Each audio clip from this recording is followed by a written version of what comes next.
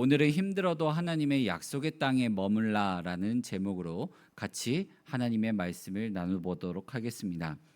세상이 이렇게 돌아가는 것을 보게 되면 참 많은 사람들이 이 명성 그리고 더 많은 부를 얻기 위하여 노력하고 또한 그것 때문에 서로 간에 알력 다툼이 일어나게 됩니다.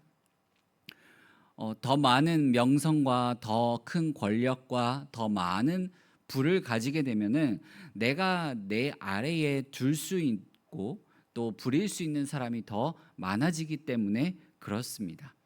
그래서 이 권력에 심취하게 되면은 그 어떤 것보다도 심각한 이 중독에 시달리게 된다라고 말합니다. 그러나 성경 말씀을 보게 되면 육신의 정욕과 또한 이생의 자랑을 위하여 그 삶을 살아가다 보면 그 끝이 참 비참하다라는 것을 이 많은 이야기들을 통하여 보게 됩니다. 그렇기 때문에 우리는 이 말씀을 통해서 우리의 삶 가운데 최우선적으로 삼아야 될 것은 바로 하나님을 아는 것이고 또한 그 하나님을 알에 있어서 그분의 약속 안에 거하는 것을 최우선으로 삼아야 합니다. 하나님의 자녀로 생명책에 이름이 기록된 삶을 우리는 사모해야 합니다.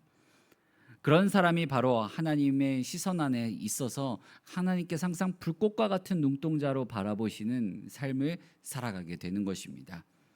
잠시 있다 사라질 세상에서의 특혜와 또한 그 가운데의 이익을 누리려 하지 말고 하나님의 특별한 관심, 불꽃과 같은 눈동자로 바라보시는 우리의 삶에 관심을 갖고 또한 그 가운데 우리에게 부어주시는 은혜를 기대하는 삶을 살아가야 합니다. 말씀에서 하나님의 은혜를 발견해야 합니다. 또 그 은혜를 발견할 때 우리가 하나님께 이런 사랑을 받고 있는 존재구나, 내가 바로 하나님께 이렇게 귀한 존재구나라는 것을 인지하고 살아가는 삶을 살아야 합니다. 하나님의 사랑을 받으면 세상 가운데 있어도 세상에 속하지 않은 자로 살아갈 수가 있습니다. 오늘 말씀을 통해서 그 삶이 어떤 삶인지 알아보고 그렇게 살아내기를 그렇게 살아내는 우리 모든 성도님들 되시기를 간절히 소망합니다. 오늘 말씀을 보게 되면 아브라함 때에 흉년이 든 것처럼 이삭의 때에도 흉년이 들었다라고 말씀합니다. 이로 인해 하나님은 아브라함에게 주신 약속을 이삭에게 다시금 상기시키십니다. 먼저 하나님은 이삭에게 뭐라고 말씀하시냐면 애굽으로 내려가지 말라라고 말씀하시면서 내가 내게 지시한 땅에 거주하라라고 명하십니다. 그리고 그 명령과 함께 하나님께서 이삭에게 복을 주시고 또한 너로 하여금 큰 민족을 이루게 하고 너의 후손을 하늘의 별과 같이 많게 번성시키리라라고 약속하십니다. 창세기 15장 5절 말씀을 보게 되면요, 그를 이끌고 밖으로 나가 이르시되 하늘 우러러 무뼈를 셀 수 있나 보라. 또 그에게 이르시되 내 자손이 이와 같으리라라고 말씀하십니다. 이것은 하나님께서 아브라함에게 주신 약속입니다. 이삭에게도 이 말씀이 동일하게 적용되고 있습니다. 그렇다는 것은 이삭도 이 말씀, 하나님께서 아브라함에게 자기 아버지에게 주셨던 약속의 말씀을 붙들고 그 삶을 살아가야 되는 것이 마땅함을 다시금 상기시키시는 것입니다. 아브라함은 바로 그 명령을 따라 계속해서 믿음의 여정을 살아갔습니다. 하나님의 약속 안에 거하는 삶을 살아갔습니다. 물론 그의 삶에 있어서 하나님의 모든 약속을 다 이해할 수 있는 것은 아니었습니다. 나이가 차가고 또한 나의 아내도 나이가 차감에 따라 어떻게 나의 허리에서부터 나온 자가 이 수많은 민족을 이룰 수 있을까, 거기에 대한 의문도 커져갔습니다. 하지만 아브라함은 다 이해하고 믿을 수 없었지만 그럼에도 불구하고 하나님의 약속을 붙들고 그 믿음의 여정을 계속해서 걸어갔습니다. 하나님은 그러한 아브라함의 일생을 오늘 본문 말씀을 보게 되면 이렇게 평가합니다. 5절 말씀을 같이 한번 읽어보겠습니다.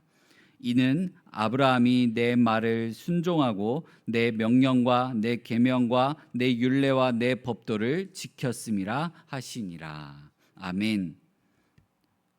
하나님의 백성, 성도는 자신의 삶을 하나님이 어떻게 평가하실지 생각하며 그 삶을 살아내는 자들입니다. 왜냐하면 우리는 하나님으로부터 복을 약속받은 자들이기 때문에 그렇습니다. 하나님께서 나의 안에 머물면, 내 말 가운데 거하면, 내 말을 믿고 따라가는 삶을 살아가면 그 복을 주시겠다라고 약속하셨기 때문입니다. 하나님이 이삭에게 약속하신 내 자손으로 말미암아 천하 만민이 복을 받으리라라는 이 말씀은 이제 몇천 년 후에 예수님을 통하여 이루어지게 됩니다. 우리는 바로 그 약속이 이루어진 예수님 안에서 구원의 기쁨을 누리는 사람들입니다.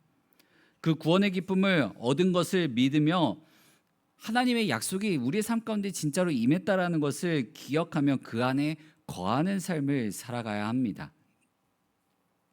아브라함의 일생이 하나님 앞에 거한 삶으로 평가된 것처럼 우리도 하나님 앞에 말씀을 따라 신실하게 살아가는 삶이라고 하나님 앞에서 평가되어야 합니다. 저도 이 말씀을 보다 보면 제 삶 가운데 변화되어야 할 부끄러운 모습들을 발견하게 됩니다. 우리 모두도 각자 지금 내 삶에서 변화되어야 할 하나님 앞에 변화되어서 하나님 앞에 신실하게 살아가야 될 부분이 있음을 아실 것입니다. 아브라함과 이삭의 삶을 인도하신 하나님을 붙들고 우리도 그 가운데 거해야 합니다. 그 가운데 거하면서 하나님께서 나에게 어떤 은혜를 베풀어 주시는지, 그리고 나에게 어떠한 사랑을 주셨는지, 또한 내가 어떻게 변화되는 삶을 살아가기를 바라시는지 그 하나님을 향한 기대와 믿음 가운데 거하며 살아가야 하는 것입니다. 이삭은 그렇게 살아가기로 마음먹고 그랄에 머뭅니다. 그러나 아브라함의 인생도 그랬고 이삭의 인생도 그렇고 우리의 인생도 그렇듯이 항상 어떻습니까? 하나님의 말씀을 붙들고 내가 그렇게 살아가겠노라, 믿음 가운데 거하겠노라, 하나님의 말씀을 따라가겠노라 말하지만 항상 그 믿음이 위기에 직면할 때도 있고 때로는 시험에 들기도 하고 고난 가운데 넘어지기도 합니다. 오늘 말씀을 보게 되면 이삭 또한 그러한 다짐을 했고 하나님의 말씀 가운데 거하기로 마음먹었지만 시험에 듭니다. 넘어집니다. 이삭이 머물기로 한 그랄에서 그곳 사람들이 이삭의 아내 리브가에 대해서 얘기하기 시작합니다. 관심을 갖기 시작했다라는 겁니다. 하지만 부전자전이라고 어떡합니까? 이삭도 자신의 안전을 위해서 아내를 누이라고 속이게 됩니다. 이전에 이삭은 그녀의 임신하지 못함을 놓고 하나님 앞에 기도했었습니다. 헌신적인 사랑으로 하나님의 사랑으로 아내를 사랑하면서 그 아내를 위하여 아내의 고통을 가지고 하나님 앞에 기도했던 사람이었습니다. 믿음의 사람의 모습이었습니다. 근데 그 모습은 온데간데 없고요. 넘어진 모습을 보여지게 됩니다. 이건 이삭의 모습뿐만이 아니라 오늘날 우리의 모습이기도 합니다. 우리도 때로는 믿음 가운데 살아가겠노라 하고 또한 예배 가운데 신앙생활 가운데 많은 은혜를 받아서 다시 한 번 더 일어서야겠다, 다시 한 번 더 말씀 가운데 거해야겠다 이렇게 다짐하지만 금방 넘어질 때가 수두룩할 겁니다. 이삭도 그랬습니다. 이삭의 아내 리브가가 이삭의 아내라는 사실을 알게 된 이 아비멜렉이 이삭을 불러서 이제 추궁하게 됩니다. 이삭의 입장에서는 이 왕이 불러서 얘기할 때에는 더 이상 숨길 수 없다라는 사실을 알고서 비로소 자초지종 설명하고 이제 고백을 하게 됩니다. 내 아내가 맞습니다라고 인정하고 고백하게 되는 것이죠. 우리도 하나님의 말씀을 마주하며 살아가다 보면은 하나님께서 항상 이 말씀이 우리의 잘못을, 우리의 죄됨을 우리의 넘어진 삶을 찌르며 추궁하십니다. 우리는 그러한 모습들을 발견할 때마다 하나님 앞에 숨길 수 있는 것은 없다라는 사실을 기억하며 항상 하나님 앞에 살아가야 되는 삶임을 다시금 상기시켜야 합니다. 때로는 우리가 이 사실을 알면서도 죄에 무감각해지고 또 때로는 뻔뻔해질 때도 있습니다. 그럼에도 불구하고 우리는 우리의 죄를 계속해서 하나님 앞에 고백해야 합니다. 왜냐하면 우리의 마음이 더 이상 이 굳어진 마음이 되지 않기 위함입니다. 목이 빳빳한 백성이 되지 않기 위함입니다. 이삭이 자신의 죄를 고백하자 아비멜렉은 이삭과 그의 아내를 보호하라고 온 나라에 공포합니다. 우리 또한 마찬가지입니다. 나의 죄인됨을 알고 그것을 하나님 앞에 고백하면 하나님께서 나의 백성, 나의 자녀들을 지키시고 보호하시고 선한 길로 인도하시고 축복과 약속의 길로 인도하시겠다라고 약속하셨습니다. 하나님의 말씀을 따르다 보면 분명 위기에 처할 때가 있습니다. 우리의 믿음이 위기에 처할 때가 있습니다. 그래서 범죄하고 넘어질 수도 있습니다. 하지만 결국 하나님은 우리를 계속해서 선한 길로 인도하시는 분이십니다. 사랑하는 성도 여러분, 말씀 가운데 보게 되면 항상 하나님께서 우리를 향하여 말씀 가운데 거하고 하나님의 약속의 말씀을 붙들며 신실하게 살아가라라고 항상 말씀하십니다. 성경 말씀 안에 그렇게 살아간 수많은 믿음의 선진들이 있습니다. 또한 수많은 인류 역사 가운데 또한 우리나라 역사 가운데서도 바로 이 믿음의 길을 걸어간 믿음의 선배들이 있습니다.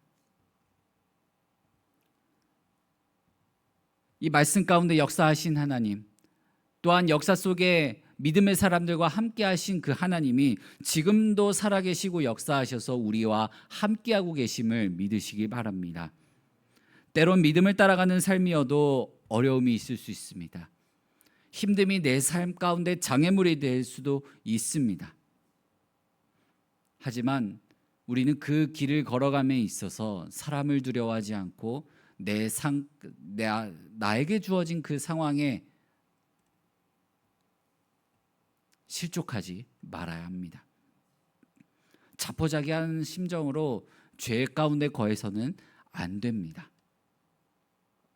은혜의 힘을 공급해 주실 그 하나님을 믿으며 하나님을 바라보며 하나님 안에 거하는 하나님 약속 안에 머무는 진실한 믿음의 삶을 묵묵히 살아내는 우리 모든 성도님들 되시기를 간절히 소망합니다.